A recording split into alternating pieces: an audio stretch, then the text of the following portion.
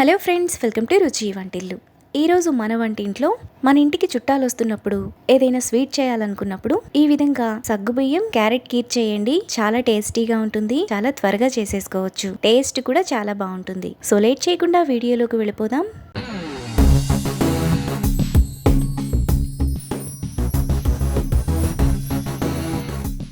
ముందుగా ఈ కీర్ చేసుకోవడానికి 1 కప్పు సగ్గుబియ్యాన్ని అరగంట సేపు నీళ్లలో నానబెట్టుకొని పక్కన పెట్టుకోవాలి.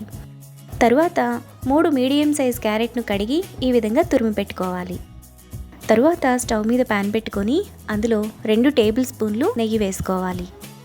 నెయ్యి వేడైన తర్వాత 2 టేబుల్ స్పూన్ల జీడిపప్పు, 1 టేబుల్ స్పూన్ కిస్మిస్ వేసుకొని మీడియం ఫ్లేమ్లో కలర్ మారేంత వరకు ఫ్రై చేసుకోవాలి.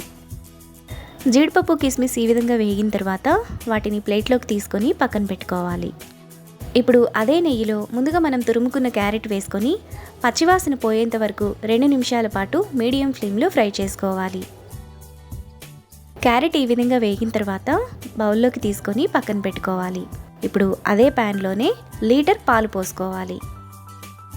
పాలను ఒకసారి కలుపుకున్న తర్వాత ఒక పొంగు వచ్చేంత వరకు మీడియం ఫ్లేమ్లో మరగనివ్వాలి. పాలు ఇలా పొంగు వచ్చిన తర్వాత ముందుగా నానబెట్టుకున్న సగ్గుబియ్యం వేసుకొని ఒకసారి కలుపుకోవాలి.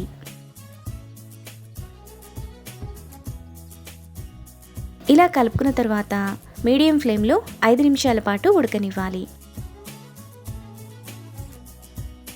సగ్గుబియ్యం ఈ విధంగా ఉడికిన తర్వాత అందులో ముందుగా మనం ఫ్రై చేసుకున్న క్యారెట్, 1.5 కప్పు పంచదార వేసుకొని కలుపుకోవాలి. పంచదారను మీరు తినే తీపిని బట్టి కూడా వేసుకోవచ్చు.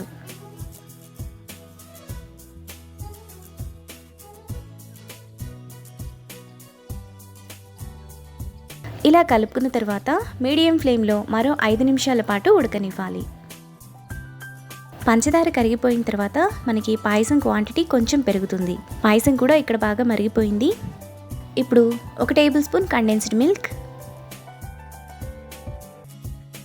1/2 టీ స్పూన్ యాలకుల పొడి, చిటికెడు జాజికాయ పొడి కూడా వేసుకొని కలుపుకోవాలి.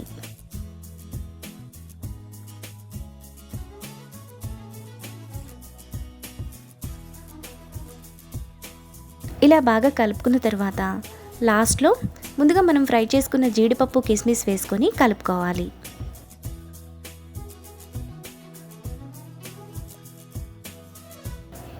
మనకు చాలా టేస్టీగా సగ్గుబియ్యం క్యారెట్ పాయసం రెడీ అయిపోయింది. ఇప్పుడు ఈ పాయసాన్ని బౌల్లోకి తీసుకొని వేడివేడిగా సర్వ్ చేసుకున్నా బాగుంటుంది, లేదంటే ఫ్రిడ్జ్లో పెట్టుకొని చల్లగా సర్వ్ చేసుకున్నా చాలా బాగుంటుంది. ఇప్పుడు ఈ పాయసాన్ని బౌల్లోకి తీసుకొని క్యారెట్ బాల్స్తో మనం గార్నిష్ చేసుకొని సర్వ్ చేసుకుంటే ఎంతో టేస్టీగా ఉండే క్యారెట్ సగ్గుబియ్యం పాయసం రెడీ. ఈ రెసిపీని మీరు కూడా ట్రై చేసి మీకు టేస్ట్ ఎలా కుదిరిందో నాకు కామెంట్స్లో షేర్ చేయండి. ఈ వీడియో కనుక మీకు నచ్చినట్లయితే లైక్ చేసి, షేర్ చేసి, సబ్స్క్రైబ్ చేయండి.